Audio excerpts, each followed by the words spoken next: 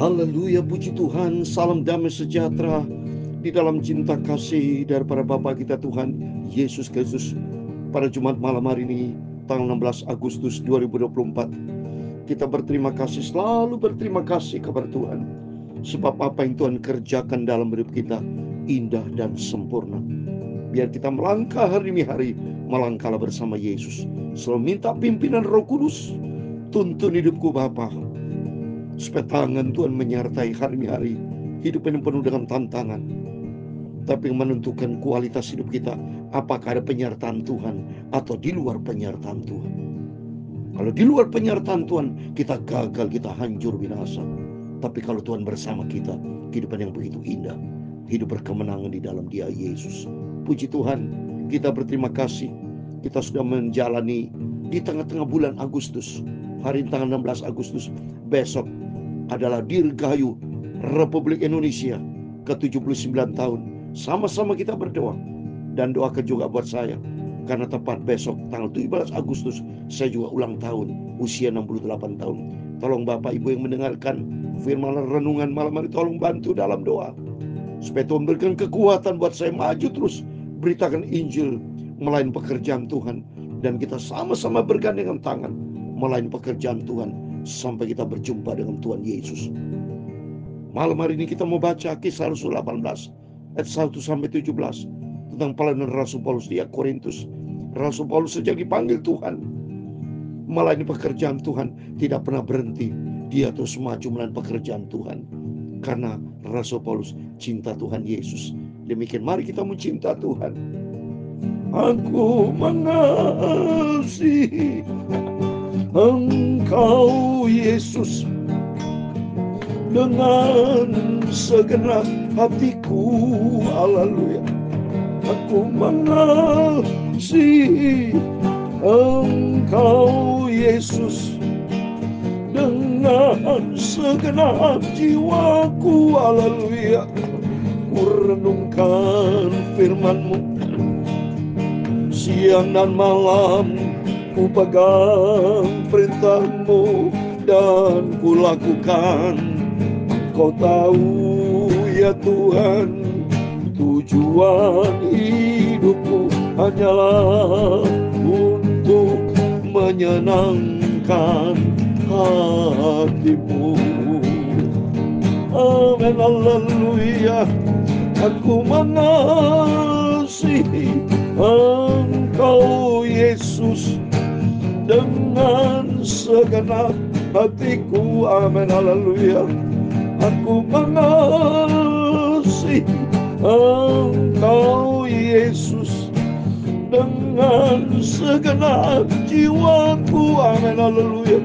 Ku renungkan firman-Mu siang dan malam, ku pegang perintah-Mu dan ku lakukan. Kau tahu ya Tuhan, tujuan hidupku hanyalah untuk menyenangkan hati-Mu. Amin, haleluya. Dalam 2 Timotius pasal 4 ayat 2 dikatakan, beritakanlah firman, siap atau dalam keadaan baik atau tidak baik. Nyatakan apa yang salah, tegurlah dan nasihatilah dengan penuh kesabaran dan pengajaran. Itulah firman Tuhan. Beritakan firman Tuhan, baik di dalam keadaan baik atau tidak baik, setiap saat. Perintah firman Tuhan. Haleluya. Aku mengasihi Engkau Yesus dengan segenap hatiku. Amin, haleluya. Aku mengasihi Engkau Yesus dengan segenap jiwaku. Amin, haleluya. Ya Tuhan, punya mula kebesaran dan kejayaan, kehormatan, kemasyhuran dan keagungan. Ya segala-galanya yang ada di langit dan di bumi, ya Tuhan, punya mula kerajaan, dan Engkau yang tertinggi itu melebihi segala-galanya sebagai kepala.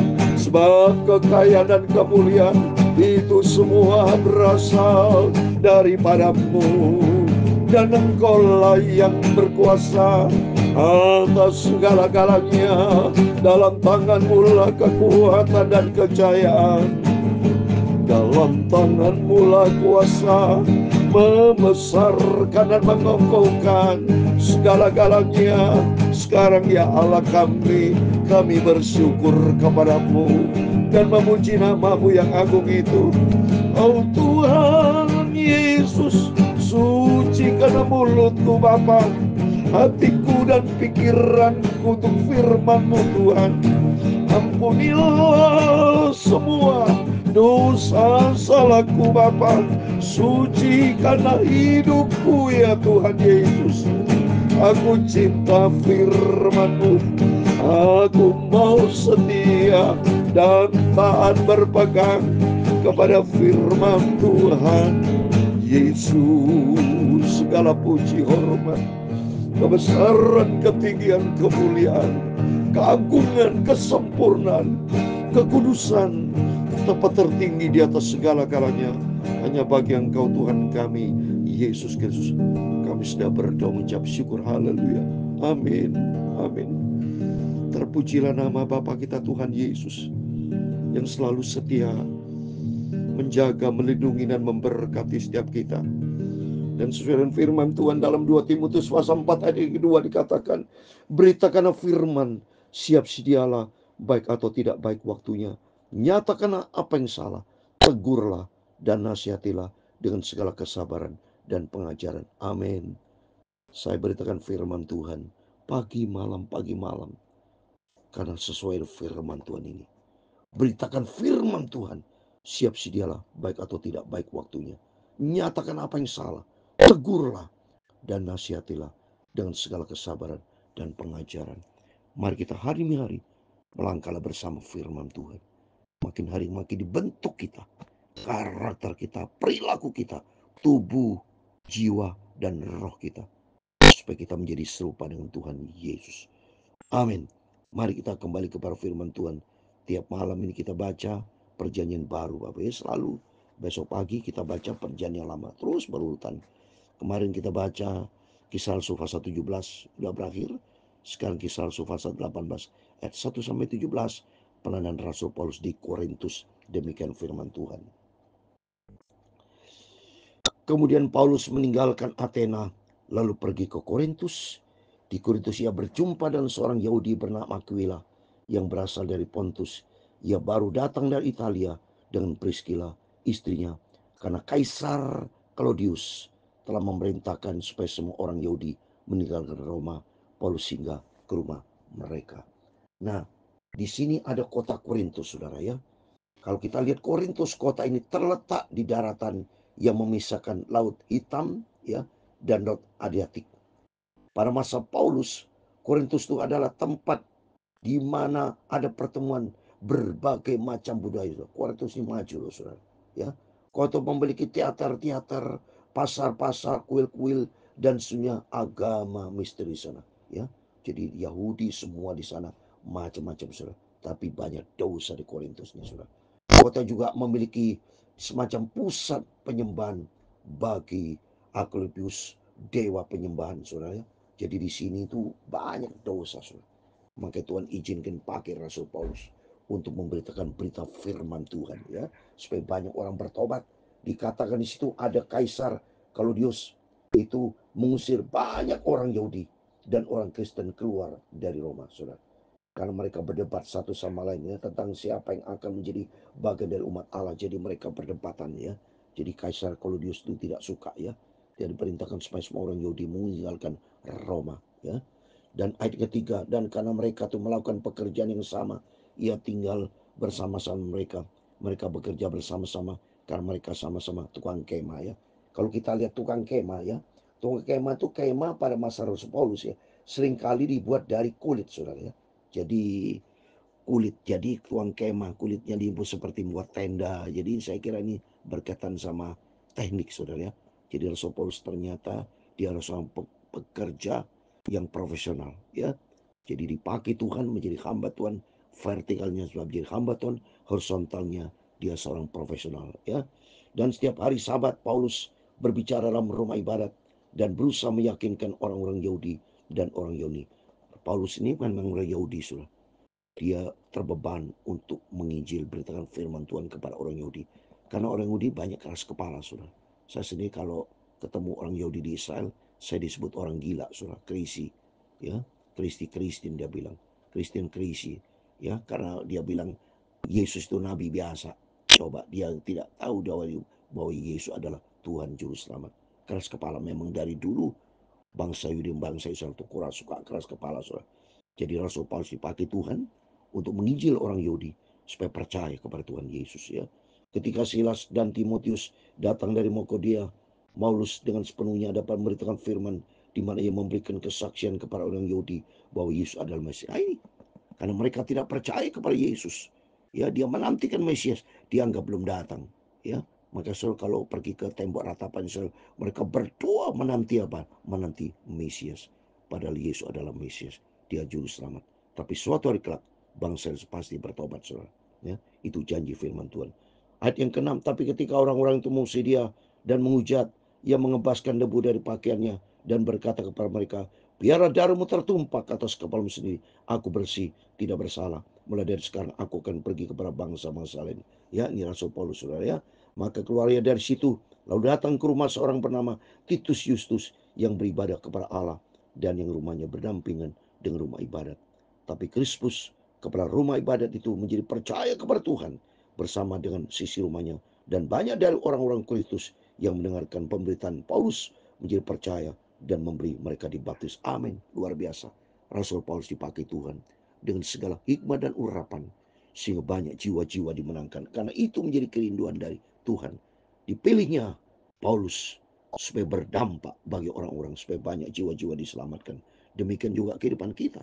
Kalau kita belajar Rasul Paulus dipakai Tuhan, sama Bapak Ibu bersama saya dipanggil sama Tuhan.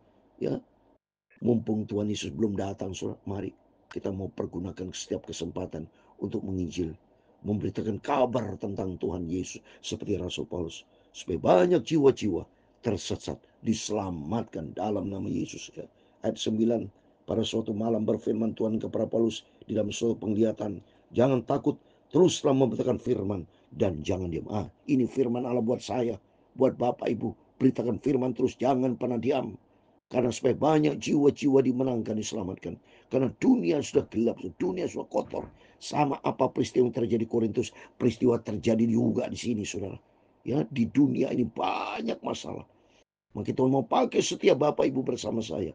Beritakan berita kebenaran. Beritakan berita tentang Yesus. Supaya banyak jiwa-jiwa diselamatkan. Memang Yesus datang untuk memanggil orang berdosa supaya bertobat. Ya. Terus berikutnya ayat 10. Sebab aku menyertai engkau dan tidak seorang pun akan menjamah dan mengenai engkau sebab banyak umatku di kota. Nah, banyak umat Tuhan. Semua umat Tuhan ciptaan Tuhan. Janji Tuhan, Rasul Paulus disertai Tuhan. Demikian setiap Bapak Ibu bersama saya di dalam nama Tuhan Yesus Kristus. Bapak Ibu bersama saya sama-sama disertai Tuhan. Jangan takut, kata firman Tuhan. Ayat 11, maka tinggallah Paulus di situ selama 1 tahun 6 bulan. Dan ia mengajarkan firman Allah di tengah-tengah mereka. Oh, dahsyat Rasul Paulus tidak pernah berhenti beritakan firman Allah. Dengan tujuan supaya banyak jiwa-jiwa bertobat, orang Yahudi bertobat, diselamatkan. Demikian kita jangan pernah berhenti. Saya tidak pernah berhenti beritakan firman Allah seperti firman Allah YouTube. Saya beritakan firman Tuhan malam ini, besok pagi, terus tiap hari. Sudah berlangsung 3 tahun setengah loh Bapak Ibu. Tidak pernah absen saya.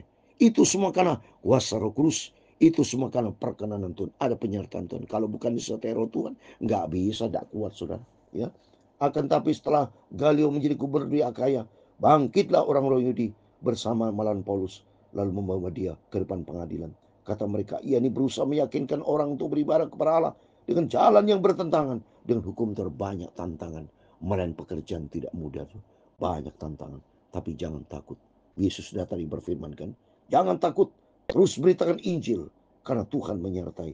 Dan ketika Paulus hendak mulai berbicara, berkatalah Galio kepada orang Yahudi itu, hai orang Yahudi, jika sekiranya dakwahmu mengenai suatu pelanggaran atau kejahatan, sudahlah sepatutnya aku menerima perkaramu.